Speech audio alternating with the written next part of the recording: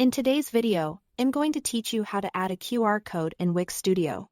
If you want to make it easy for visitors to open a website link from their phone, adding a QR code to your Wix Studio site is a simple and effective option.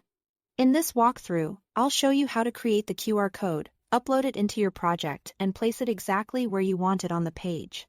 To begin, open a free QR code generator, such as the Wix QR code generator. Once you are there, choose the option to create a QR code. You will then want to select URL as the type of code you want to generate. Since this will allow the QR code to send people directly to a website or landing page. After that, enter the destination link you want the code to open.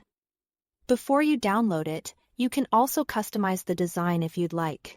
For example, you may want to adjust the style so it better matches your site's branding. Just remember that readability is the most important thing. So keep the code clear and easy to scan.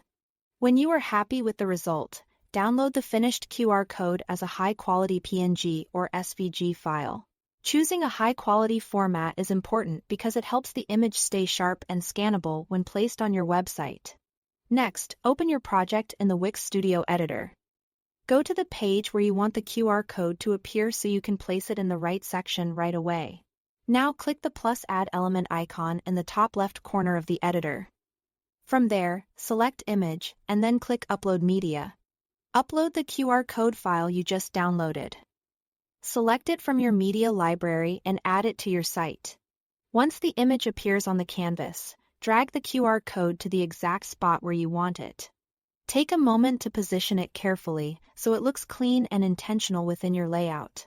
You may also want to make sure it's large enough for visitors to notice and scan comfortably, especially on different screen sizes.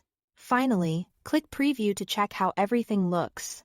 This is an important step because you will want to test the QR code with your smartphone camera to make sure it scans correctly and opens the right destination.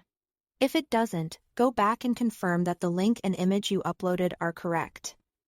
That's it. Thanks for watching.